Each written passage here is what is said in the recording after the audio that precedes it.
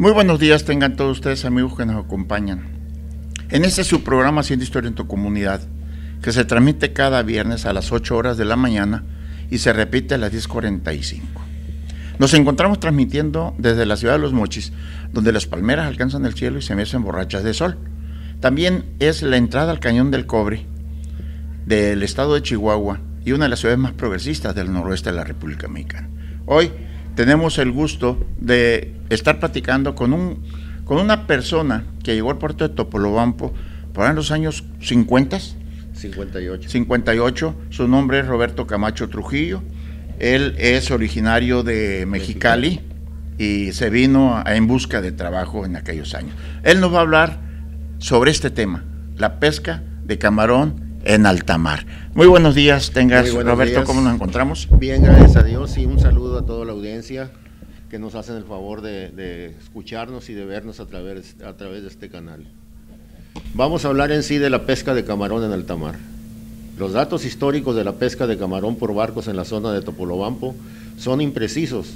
Algunos señalan que fueron barcos de la Marina norteamericanos que en 1911 estaban en las bahías de Topolobampo, quienes protegían los intereses norteamericanos en la región por la colonia americana y el ingenio azucarero de Benjamin Francis Johnston en Los Mochis, quienes detectaron abundante camarón en la zona de Topolobampo. Pero hay versiones de que fueron primero barcos japoneses que venían a cazar lobos marinos al farallón de San Ignacio para extraer el aceite de sus grasas y que detectaron y pescaron camarón primeramente. Esta parte, Roberto, que estamos manejando, hay otras versiones que ahorita la vamos a dar a conocer en cuanto a realmente cómo fue. Pero nosotros tenemos entendido que fueron los grupos indígenas Lloremes Mayos que viven en toda la región del norte de Sinaloa y las primeras familias topolobampenses que llegaron en 1902 a trabajar en el ferrocarril que se construyó, como los Acuña, los León, los Espinosa, los Preciado, los Félix, los Gastelum, los Atondo, los Ital, los Mejía, los Cortés, los Rivera y los Bacasegua. Todos ellos son apellidos que ahorita están dándose en nuestro puerto y la gran mayoría son pescadores. Estas familias trabajaron en la pesca. ¿A quién recuerdas tú de ellos como pescadores, Roberto? Mira, en mi caso como pescador de alta mar, recuerdo a muchos de ellos que todavía para mí son unos verdaderos íconos porque sentaron las bases de lo que es la pesquería del camarón en Topolobampo, ya sea en bahías como en alta mar. Lo utilizaban para comer, para vender, o el excedente lo permutaban por productos que ellos no tenían para completar su dieta. Claro que sí. Es que la pesca de camarón a nivel artesanal en esos años es muy antigua, como tú lo estás manejando. La pesquería actual de camarón en la zona de Topolobampo se inició según algunos datos. Se calculan en 1921. Ajá. Son versiones nada más que tenemos, no tenemos datos precisos. Cuando barcos norteamericanos capturaron camarón en las bahías de Topolobampo, por esos años se envían los primeros volúmenes de camarón y helado a los Estados Unidos. La flota norteamericana aumentó las embarcaciones hasta mediados de la década de los años 20, y en esa época se suma la pesquería de camarón en aguas mexicanas a la flota japonesa. Sí, ¿te acuerdas de don Jesús Ital? ¿Cómo no? Así es. Fue un distinguido topolobampense, pescador de bahía, de los mejores poperos, que es realmente quien conduce la canoa o panga y que la acomoda para que los atarrayeros puedan tirar mejor sus tarrayas hacia un lado a otro y sacarlas, que es un arte el colocar la panga. Claro que sí. Y de don Poncho Rivera, otro líder pesquero y a quien más recuerdo. Sí. Oye, Roberto, de esos, ¿alguno más que tú recuerdes? Hay muchos recuerdo, algunos vivos, otros que ya partieron, los 1000 mayas que les llamábamos, por ser los primeros que tiraron una atarraya de 1000 mayas. Andale. En esos inicios las atarrayas eran de 750 mallas. Pero eran muy pesadas. Eran de hilo número 1. Yo fui constructor de atarrayas en mis años, cuando recién llegué a Topolobampo. Eran de 750 mallas de hilo del número 1 y luego del número 0 en el vuelo y el arrastre. Y llevaban plomo. Eran hasta 14, 15 kilos de plomo. ¿Te imaginas estarlos tirando mañana, tarde y noche? Era una... Tenían que ser hombres muy fuertes, de mucho poder. Oye, la cooperativa industrial, que fue la primera cooperativa de bahías en Topolobampo. Todavía no entramos a la bahía de alta mar, pero tenemos que dar una pequeña reseña. Ellos se dedicaban a pescar, ya que Topolobampo era un pequeño puerto pesquero de algunos 1000 habitantes en los años 20 aproximadamente.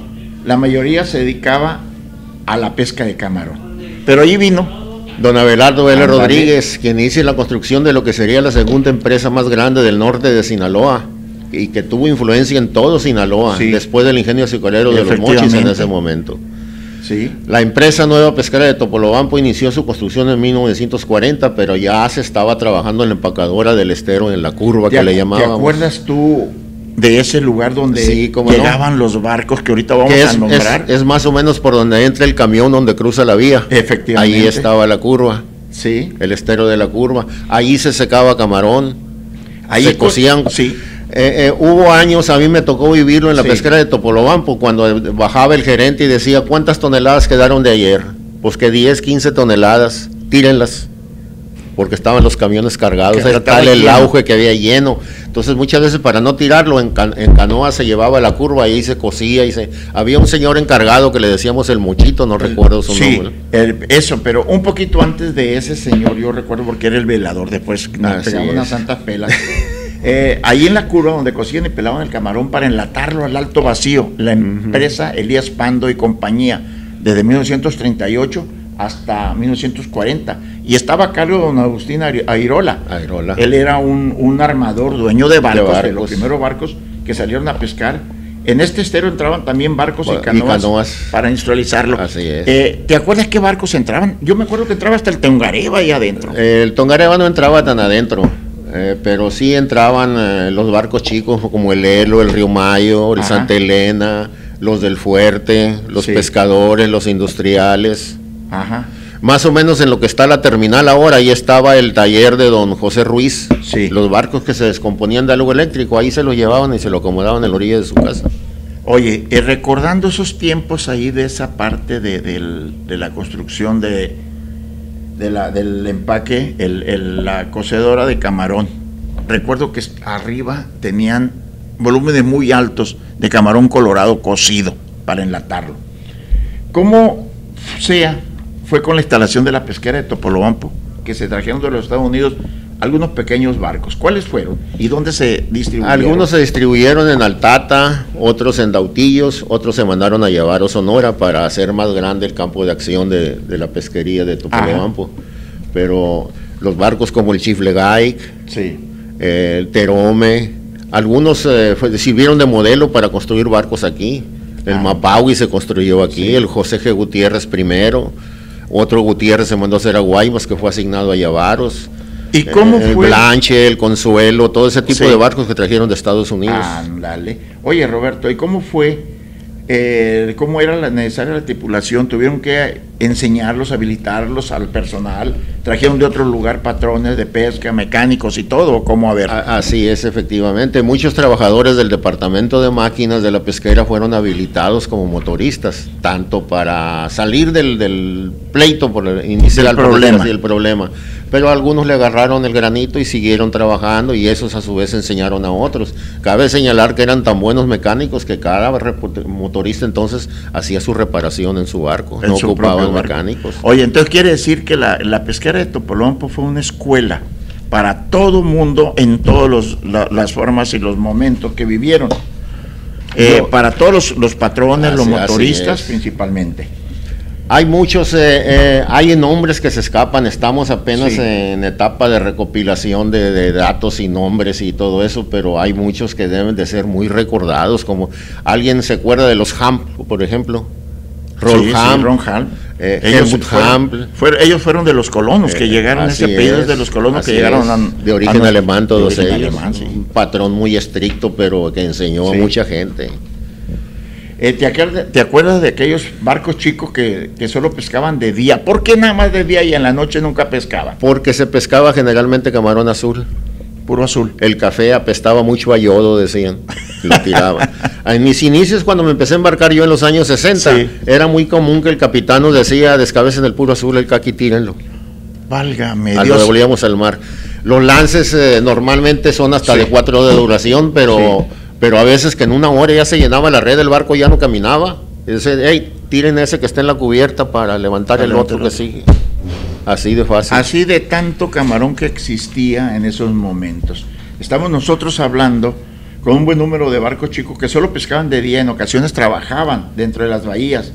entre esas bahías se recuerdan los barcos, los topos. Los topos 2, 4, 8 y 10 que quedaron en Topolobampo, pues los pescadores 1, 2 hasta el 7, los industriales, los barcos chicos como el Elo, el Río Mayo, Olga Marta, del Fuerte, Santa Elena, Cihuatlán, eran los barcos chiquitos de 10, 12 metros de eslora. El Río Mayo recuerdo muy bien, el Santa Elena, el Cihuatlán, el Olga Marta.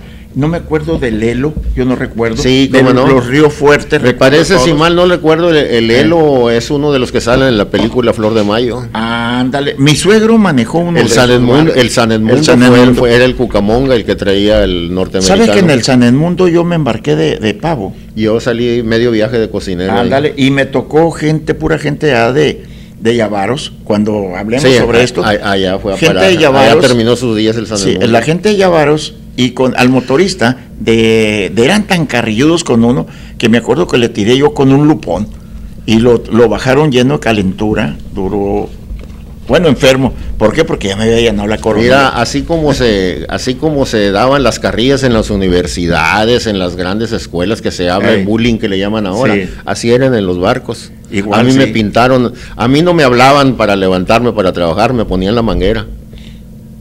Levántate. Me pintaron el cabello con peróxido, yo dormido, muerto, ni cuenta me di, me levanté, cuando me levanté tenía el cabello rubio. Pero fíjate. Ahí ahorita me tocó rasurarle el bigote a uno de un lado y la ceja del otro lado, y eran las travesuras. Ahora, cuando hablemos sobre la función bien del capitán, vamos a manejar un poquito de estas historias. Pero la mayoría de ellos, ¿cuántos metros de eslora tenían? ¿Y qué es una eslora? Eslora es el largo de la embarcación. El largo de la embarcación. La manga es el ancho. El ancho, la manga. Y lo hondo, lo profundo, ¿qué nombre recibe? Es el calado. El calado. Es el calado, exactamente.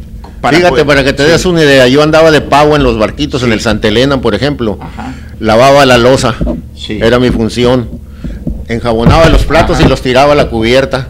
Sí. Porque la cubierta siempre andaba llena de agua y solo se enjuagaban los platos. El trabajo era rescatarlos, que ahí te agarró a ver, ¿para dónde lo agarraban? Eso es parte de... Los barcos llevaban leña, no había gas, muchas partes tenías que llevar leña o carbón. Sí. ¿Te imaginas hacer comida con el viento? La estufa estaba afuera. Era imposible, muy difícil. Pero con razón trabajaban nada más en el puro día. Y aún así había cocineros que hasta postre hacían, camote enmielado. Pero, ¿cómo trabajaban con esos vientos? Por ejemplo, aquí yo me he dado cuenta de esos noroestes que se presentan.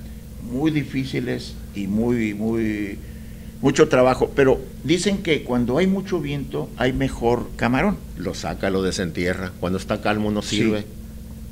Esa es otra parte que ahorita vamos a comentarlo. Nada más un comentario así. A las gentes que ahora ven programas como ese de pesca mortal, las grandes olas que los agarran, yo quiero decirles que lo que han pasado, la gente que trabaja en alta mar no le pide nada a las marejadas marejadas que no más que aquí no se difunde. Aquí nos hace falta a nosotros dar a conocer más el verdadero trabajo de un pescador, lo que sufre desde el momento en que sale al alta mar, lo que hace allá en su trabajo y cuando regresa. Decimos algunos, ¿qué sientes tú más bonito cuando vas llegando a tu casa a ver a tu familia, a tus hijos, a tu esposa, o cuando vas a salir a trabajar? Algunos contestan, dicen, el trabajo me da para comer y mantener mi familia, por lo tanto es prioritario, pero la familia es primero que todo lo demás. Pero para poderlos mantener tengo que trabajar. Así es.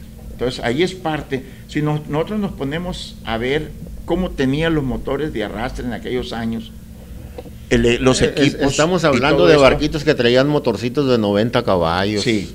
Jalaban un solo equipo de 50, 60 pies. Ajá. Hoy el barco menos te jala equipos de 100 pies y uno por cada lado. Ándale. Pero ¿cómo enhielaban? ¿Cómo batallaban? Mira, el hielo para empezar iba casi entero. Sí. Había que molerlo a base de pala, a golpes de pala, para poder maniobrar.